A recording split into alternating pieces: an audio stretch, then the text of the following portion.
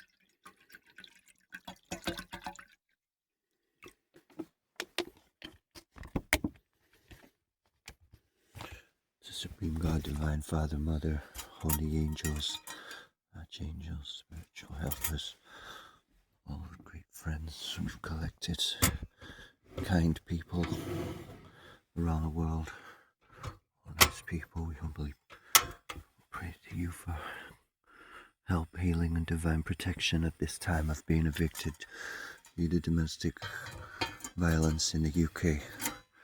Humbly ask for your help and let us now be even more aware of how to understand other people's isolation, pain, and suffering, and how to help them.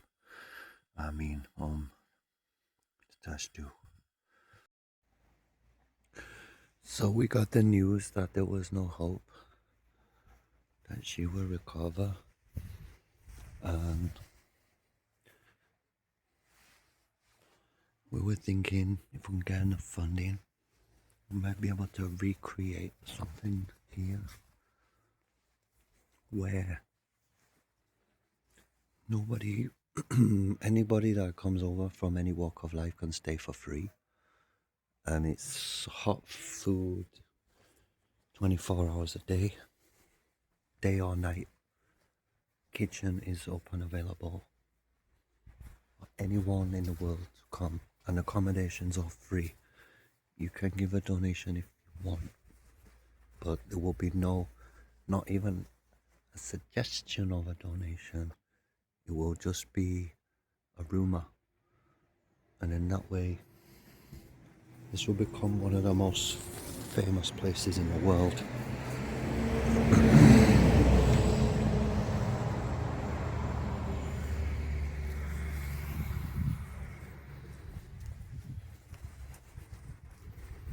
She came for shelter.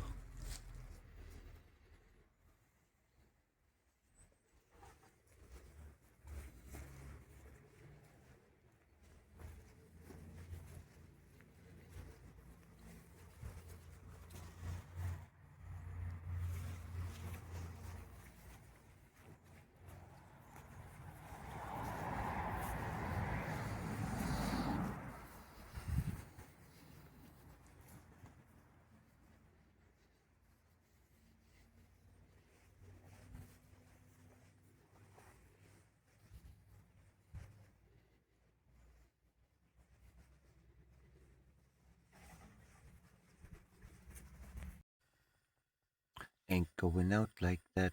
We ain't going out like that. So I got a little update about when the workmen of the housing place where I live, they started opening my mail, drilling through my walls. When I was leaving, they said, give us the keys. I was like, I don't think so. I've been in the flat below me for 8 months, and then basically, anyway, I've already spoke about it on previous videos. That's why I'm out here. Basically, just like avoiding abusive people. So I got like this Dorset Council, basically like the housing association that I'm complaining to, like further up the ladder of those people. They come back with like telling the council that I'm living outside, and the council sent me this email, and it's basically like giving a generic link to this place where you can go into one of those halfway houses. Now, I was already in one of those places. That's how I got this apartment, and it was terrifying. Some guy went to jail for like, he threatened me. It was like a knife man was in there.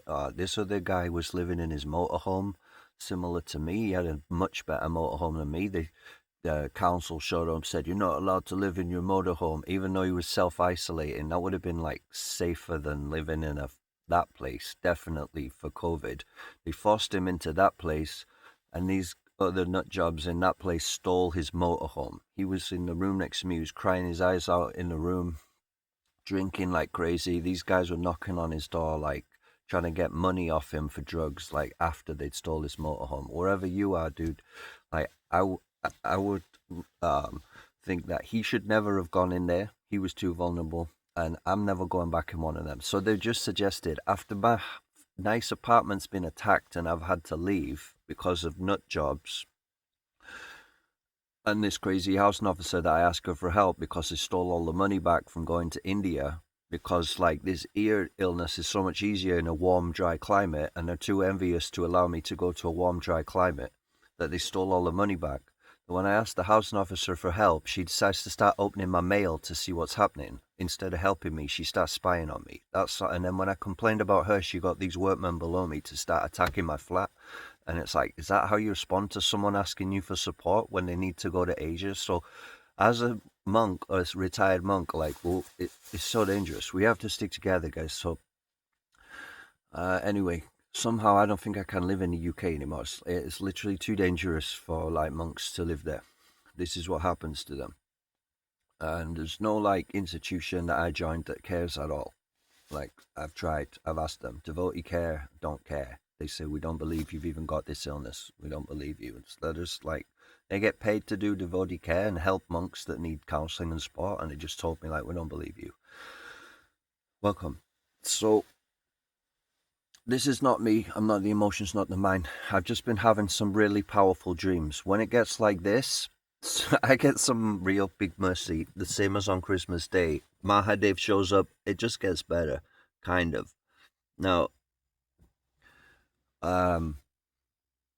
so basically, when I got this email from the Dorset Council trying to act like, oh, we don't want you outside, like, well, not don't want you outside, but oh, like, we have to like send you this link to a like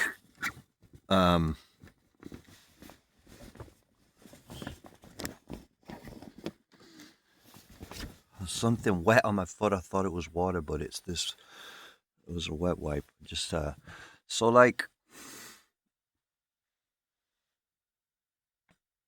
when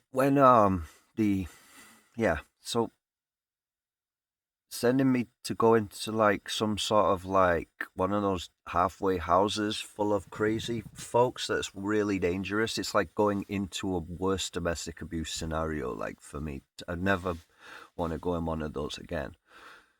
I went into a couple of those when I was living all outside through lockdown, when they deported me back from running away from trying to live in these monasteries and basically having my glasses stolen, asking Tim McKever at the Holy Island of Innisfrith if he could help me get new glasses. And he says, you're going to have to work hard and get money if you want new glasses. And it's like, I'm cleaning your floor and cleaning your temple on an island where there's no money.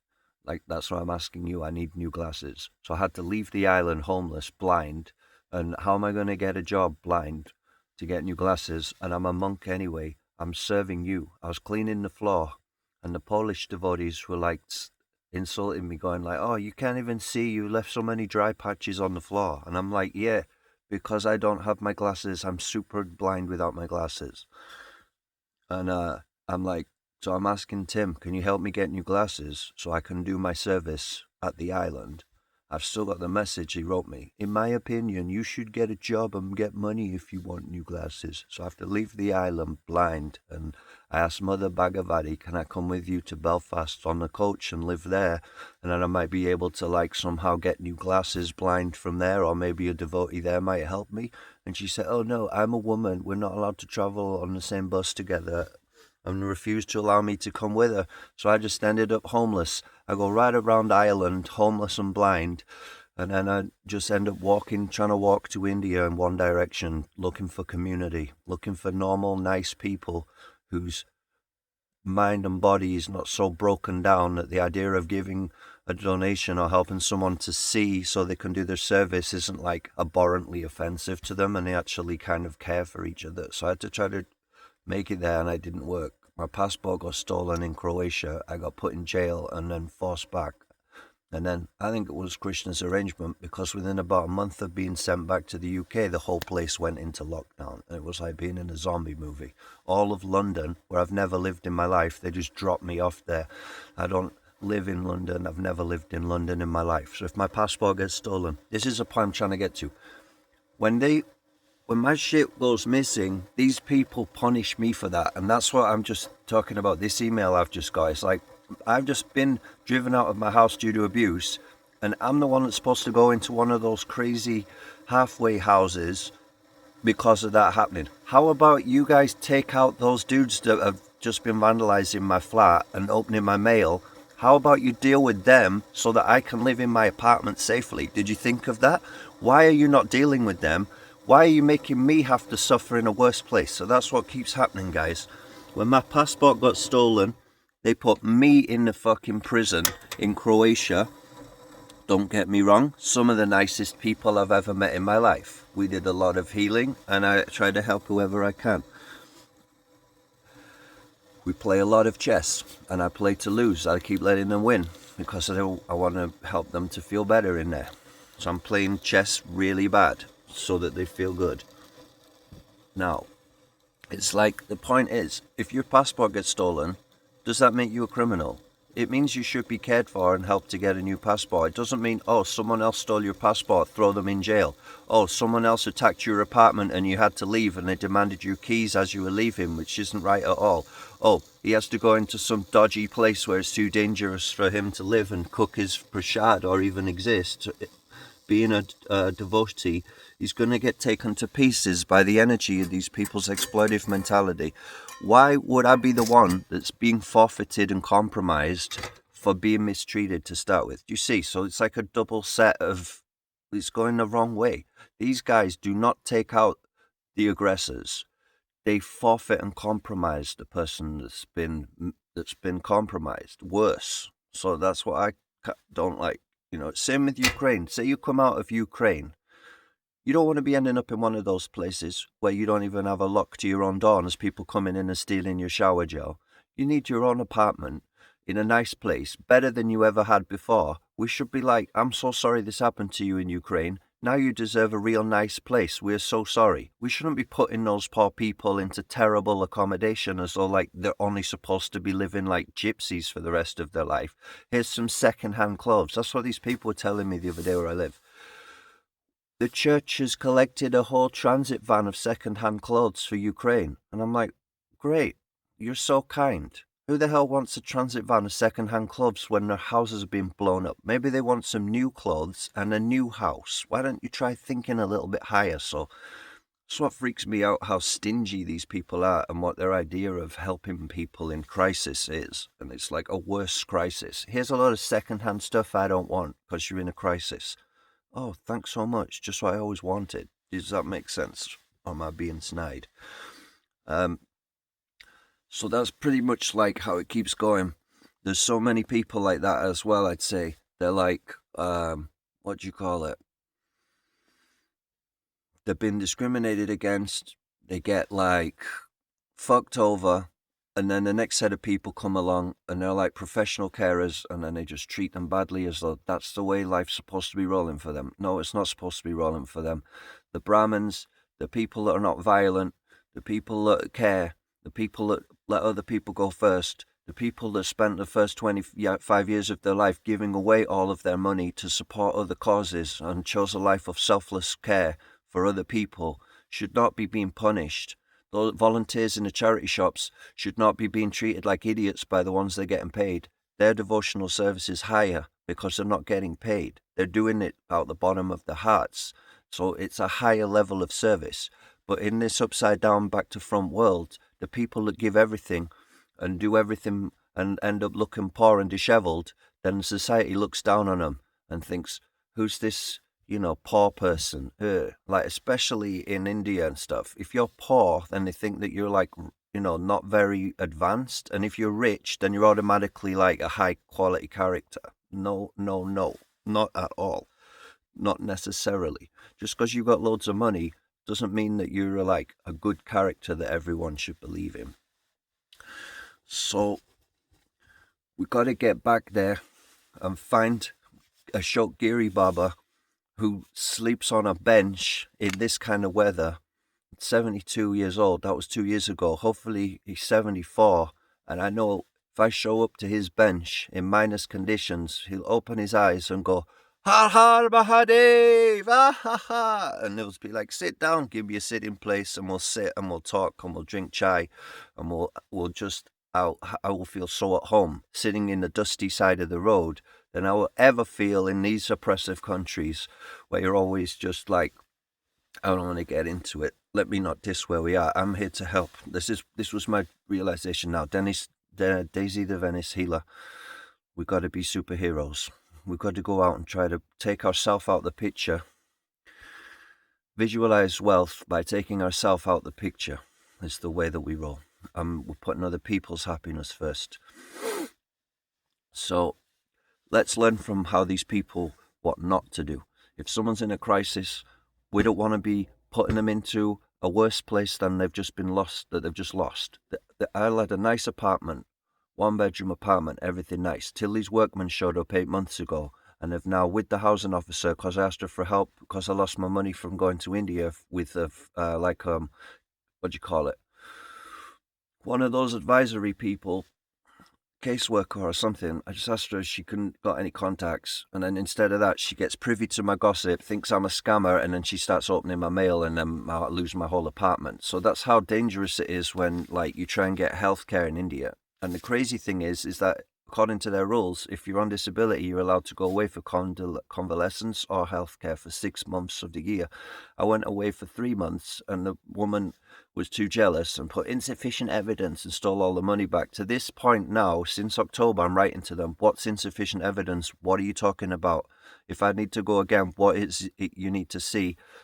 It says on the things you need to ask for a senior case manager. Since October, or no, back before then, back before when I made this decision, all this year I've just been requesting, I need to speak to a compassionate senior case manager. They refused to allow me to speak to a senior case manager. They have not allowed me to go up the ladder to get to that. So I've been stalled, frozen, and then in the meantime of trying to get this situation reversed, driven out of my apartment. So that's where we're at. So now it feels like we just have to get out of the UK fully. So we've come to Ireland. That's the furthest we've got. And now I think we have to get out of Ireland, because my contact there in Belfast for Christmas, I was going to move there and live with them. And they've disappeared. They've completely gone off the chart. So that's not worked. So now we've got to see what's going to happen next. So all we can keep doing is doing our pranic healing every day. So picture the earth as a little ball in front of you. Picture your family. See your friends in front of you. Pray for them. May you be free from any harm, any sorrow or suffering. May you be filled with kindness. The country where you live, the surrounding countries, the whole planet, sending all of that energy to everybody in the earth right now. All these people are being displaced from their houses and given second-hand cut price discount nonsense suggestions. They're going into worse abusive scenarios as a type of rescue. People that are having their passports stolen and then put into prison when the next set of doofus cops show up and say, oh, you've got no ID, you're a criminal, and can't understand the process of helping someone whose passport's been stolen and money to get a new passport, and put them into prison before they can figure out how to get a new passport. We send all of those people lots of kind, healing, loving energies. Listen, guys, if we all join together and become superheroes all around the world, no one's going to be getting screwed over by these governments. Just imagine that all around you, you've got a ton of strangers and they're all trying to help you. It's like that in India. When I went there last year, any problem you've got in India, you start asking people. You can even get a big crowd around you, and they're all going to create a street courtroom and decide what's happening and help you. You cannot have any problem in India. There's tons of people trying to help you. We need that energy right around the world now, especially in these Western countries. We all got to be surrounding each other. We're trying to help each other, not ignoring each other, not just pretending, oh, it's not me, I couldn't care less, oh, it's a poor person, it's too stressful for me. No, if I just go around today and try and just help anyone, absolutely anyone, it's not homeless people, there's people in houses that are isolated, there's people in big families that are feeling lonely. Reach out to them, even if nothing happens, just the question, do you need any help? It's almost setting me off to cry. So it's that powerful that if we all just showed a bit of care for each other, there would be no problems. We wouldn't need these bad governments stealing all our money and doing fake care work, putting people into dangerous homes where it's too dangerous for them to live. People on the streets that don't want to go anywhere near those places because they're too dangerous. If we all showed a little bit of care to each other, that's what they do not want us to do, right? They want us all fighting against each other. They don't want us cooperating. So we've got to cooperate and be the best example. And it's not for we're not looking for anything. This is the point. Any acts of these kindness we do, it has to be unconditional, unmotivated. It has to be channeling from your source, your original source of kindness. There can't be, you've got to clear any duplicitous desires for name, fame, distinction, adoration, or personal gain from your heart, so it doesn't create another evil result. It has to be a pure thing without any look for return. Even just practice this for 5 minutes. That's why we wake up each day and meditate for 5 minutes. So it's a little background of where we're at. And then in terms of the NHS and the woman telling me complete lies this year, saying that the symptoms you've got don't even match your illness, which is complete rubbish, because ChatGPT is basically my doctor and knows inside out and can pull up these people's stuff and see through it in an instant.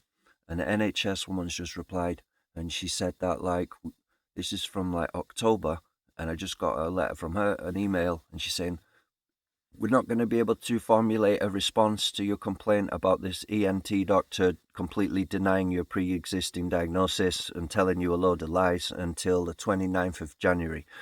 So they're so slow, they're too dangerous. Let's get in the vibe of babies are dying to date. Let's be as real on a caring level as babies are dying. Everyone is a child of God. Age is not a consideration. And then on the next level, let's take it beyond birth and death. Our compassion levels are going beyond birth and death right now. And now it's time for a tea. Excuse my voice. So, the car the other day, my friend as well from Belfast, he was saying run the car engine all night. Now that's not actually good for the car to idle it all night to stay warm. I did idle it for some time, and now it's showing there's a engine fault. There's some kind of particle filter liquid that needs topping up or something. Now everywhere's closed. Today is New Year's Eve, so I've got to drive with this car damaged for the next week, right? So on the dashboard it keeps beeping and it says service, and I've had to mentally reinterpret that so it's not pulling me down. Yeah, so every time it says service, I'm thinking of Thich Nhat Hanh's expression, the way out is in. And in, as in not get more selfish, the way out is getting into service, getting into putting all of this crazy drama that's too intense for me to even keep thinking about. I just have to let it go. I'm just putting it out there because maybe there's a friend watching this or something that might be able to offer some support, friendship, kindness, or something maybe. So yeah, the way out is in, and service. Get into it. Get into doing some service to help other people. There's a lot of nice people out there as well. They don't have to be monks or healers or whatever, or superheroes with a cape. You can even spot people that are just doing their job every day. They're putting themselves to one side and driving the tractor, whatever it is they're doing. They know that as well, that the way out is in. And in is not in their head all thinking about themselves. It's the way out is into doing some selfless service. So now the car has gone into service mode. And just like when you hit hyperdrive in the spaceship, you got to buckle up before you hit space, before you hit selfless service. There's going to be some resistance. There's going to be some particle resistance that's going to, come up first. So you got to be able to go through that to do selfless service. You're going to have to face all of those elements: earth, water, fire, air, ether, then your own mind, your own intelligence, and your own false ego are all going to present all kinds of weird and wonderful reasons not to do service. And the better you get at it, the better you're able to just go straight through those with as little resistance as possible, and get super spaced out in selfless loving kindness performances, and hopefully dial in and actually be useful and come out the other side. Who knows, maybe looking a bit younger. We had about 2 months to be paid before the preparation period would pass.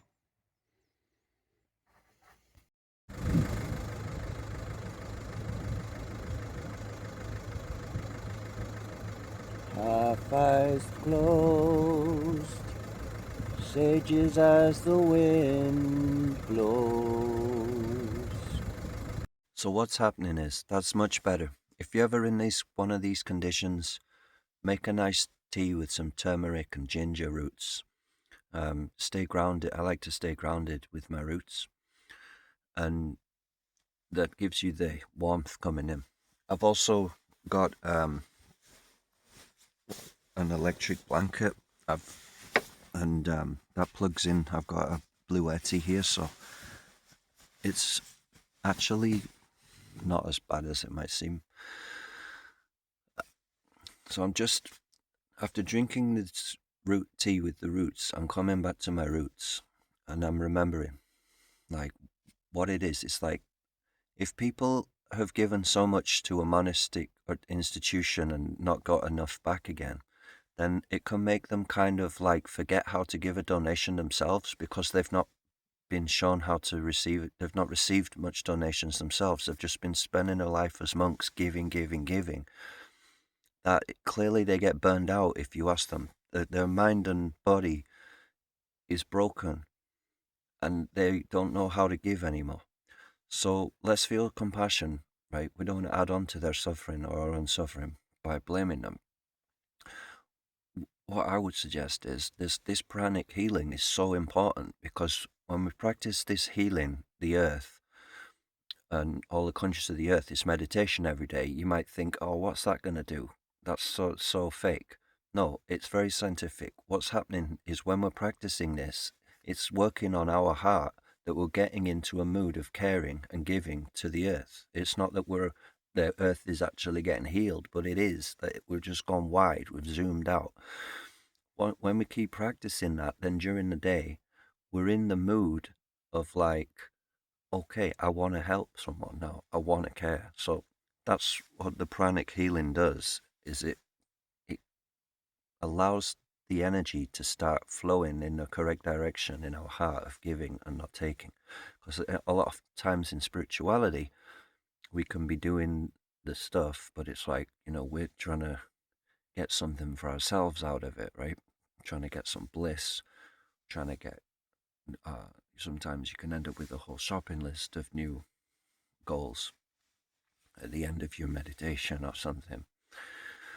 The mind's got all kinds of agendas and stuff. So by practicing these prayers, and like Andrew was saying last night, this Christian man that I met when I was trying to practice this time period of loving kindness and trying to be available, is I explained to him about this meditation and how it's helping transforming people's energy levels and changing around their whole lives and relationships.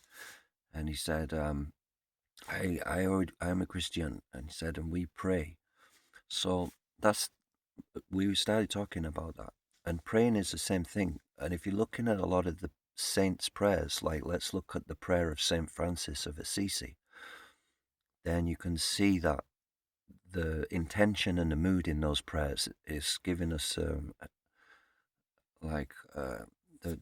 clue of the same vibe of directing the energies. Whereas, like, let's say if I just made up my own prayers, I might be praying for something for me, something for me.